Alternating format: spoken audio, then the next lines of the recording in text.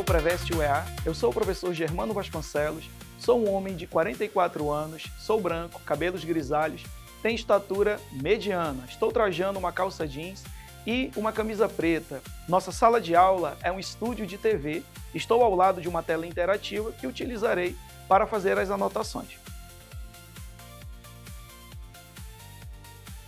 E a aula de hoje, pessoal, nós vamos tratar as chamadas TDICs, né, as tecnologias digitais de informação e de comunicação como ferramentas de monitoramento ambiental. Vamos lá? Bom, esse tema ele vai abordar o monitoramento e também a proteção, né, ao meio ambiente, bem como a importância da sustentabilidade e preservação dos recursos naturais que ali estão dispostos. Primeiramente, vamos entender o papel dessas tecnologias digitais no monitoramento ambiental, aonde, né, elas vão englobar dispositivos e sistemas que acabam facilitando o processamento e também a transmissão de informações que são essenciais para o monitoramento ambiental do país como um todo, né, ou apenas de uma região, de um município, né, de um estado, de uma pequena cidade. Vamos lá? Esse monitoramento ambiental, através dessas tecnologias, né, permite detectar precocemente, né, rapidamente, problemas como desmatamento, poluição, né, também as mudanças climáticas, orientando ações corretivas, né, bem como a utilização dessas tecnologias. Com a utilização delas, é possível integrar dados de múltiplas fontes, né, promovendo também uma visão mais holística, né, uma visão mais abrangente e precisa sobre o estado do meio ambiente de uma determinada área. Bom, e agora eu vou chamar a minha amiga Manu, que vai trazer aí uma pergunta que eu tenho certeza que é bem pertinente. Vamos lá, Manu, manda ver aí. Professor, eu vi uma expressão numa lista de exercícios sobre o sensoriamento remoto. O que seria? Rapaz, Manu, a questão do sensoriamento remoto acaba sendo um dos temas que mais aparece em provinha de vestibular, né? Seja em campo nacional ou mesmo em campo estadual. Bom, vamos entender primeiramente o que significa a palavra sensoriamento, né? Sensoriamento, se você observar com calma, tem uma palavrinha lá chamada sensor, né? E nós vamos encontrar dois tipos de sensores, né? O sensor ativo e o sensor passivo, né? O sensor ativo, Manu, é aquele sensor no qual ele apenas capta os dados para transformar futuramente numa informação. E o sensor ativo, né, nesse caso, ele vai acabar lançando ondas e para poder receber esses dados e a partir daí será realizado um tratamento destes, transformando em uma determinada informação. Tá? Então, assim, o sensoriamento remoto acaba sendo, né, um dispositivo, né, uma técnica, né, onde nós temos a coleta de informações, a coleta de dados, né, do campo espacial, mas sem o contato direto com o ambiente em que eu quero trabalhar. Né? A palavra remoto significa o quê? Significa a distância. Eu vou até te dar um alô, te dar um alerta, né? Você pode fazer uma comparação com o controle remoto lá da sua residência, correto? Você tem aí o controle remoto, você vai levantar para ir até a TV, mudar de canal, aumentar ou diminuir o volume? Não, você faz a distância remotamente, ok? Tá? Então, o sensoriamento remoto, ele vem com esse fim, né? Então, são dispositivos que são cruciais para a medição de variáveis climáticas, como a temperatura, umidade, a qualidade do ar, fornecendo dados essenciais em tempo real para análise. Agora, é importante a gente ter uma ideia de que, quando a gente fala de sensoriamento remoto, parece que é um termo muito, como é que eu posso dizer, ele é muito contemporâneo, ele é muito do momento atual da sociedade. Mas o sensoriamento remoto, a gente pode pegar o exemplo, né, da técnica da aerofotogrametria, né, ou apenas fotogrametria, como traz algumas provas de vestibulares, correto? Aonde nós temos a captação de imagens lá no final do século XIX através de balões, né, que iam passando e iam tirando aquelas fotografias, iam captando aquelas imagens para depois realizar o tratamento. Nós vamos ter uma evolução ali por volta da Primeira Guerra Mundial, já com a utilização, né, de aviões, né, onde nós vamos ter máquinas fotográficas especiais para captar essas imagens, uma evolução mais intensa, né, e mais precisa vem com o pós-Segunda Guerra Mundial, onde nós temos algo que nós já estudamos, o chamado meio técnico, científico informacional, uma terceira fase da Revolução Industrial, aonde nós vamos ter a entrada das novas tecnologias ligadas à informática, mas nós não podemos esquecer que nós vamos ter o desenvolvimento de satélites e também de novas tecnologias, mesmo para radares. Ok? Um outro ponto que é de fundamental importância é entender aquele momento, né, do mundo. Nós estamos passando por um período de Guerra Fria, naquele momento, tá? Depois da segunda metade do século XX, e nós vamos ter alguns equipamentos, como é o caso do desenvolvimento do GPS, né, no caso desenvolvido pelos Estados Unidos da América, o projeto Navstar, GPS, né, onde nós vamos ter ali um dispositivo de localização, né, onde nós podemos, a partir das coordenadas geográficas, latitude, longitude, né, nós podemos ali naquele momento encontrar uma determinada pessoa, um determinado objeto, né, quase que em tempo real, já naquele momento. Né? E aí, se a gente está falando em Guerra Fria, a gente não pode esquecer que a União Soviética, naquele determinado momento também, no caso, ela acabou desenvolvendo um sistema, o seu sistema de localização,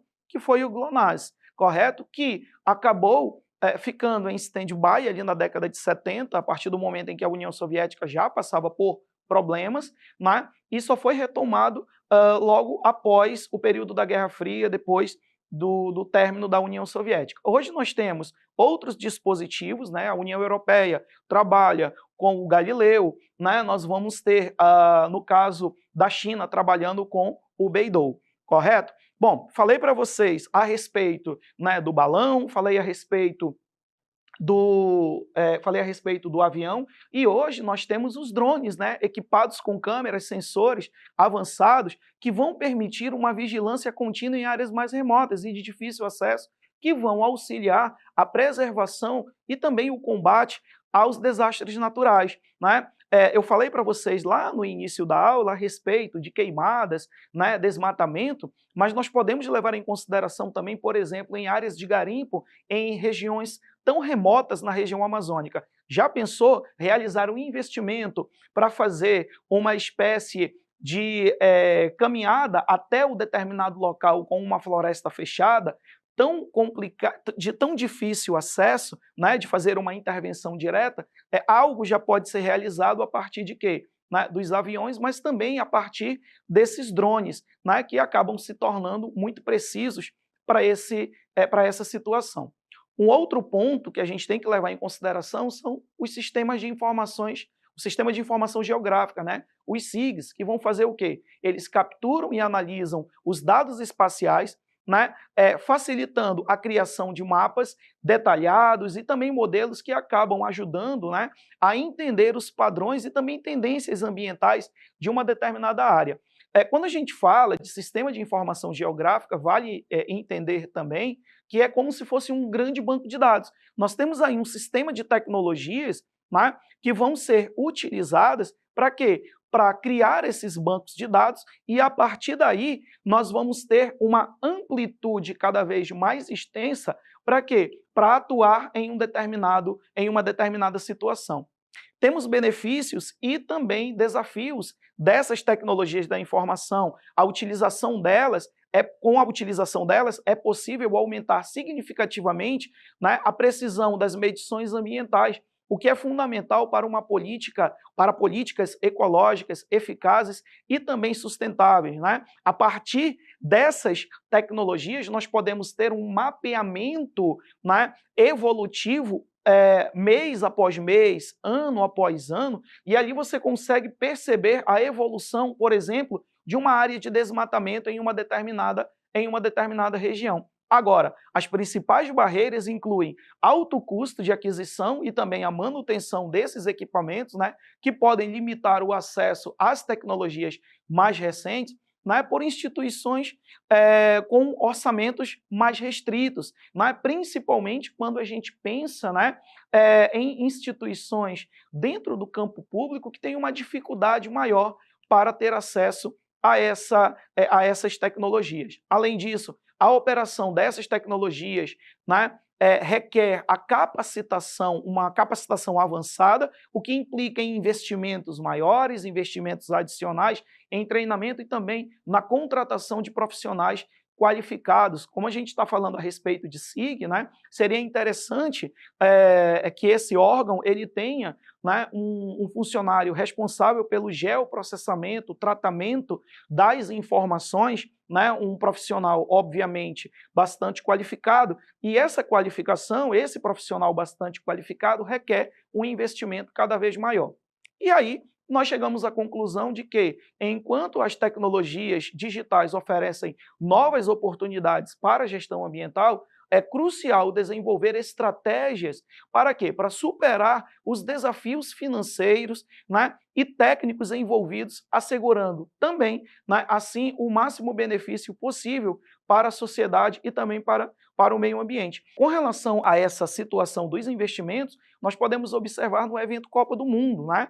Nós temos ali o monitoramento da área e, consequentemente, né, a possibilidade de raios e trovões sendo monitorados, né, de forma térmica, nós podemos observar que a partida ela interrompe diretamente, rapidamente. Ok? E aí nós vamos para a primeira questão.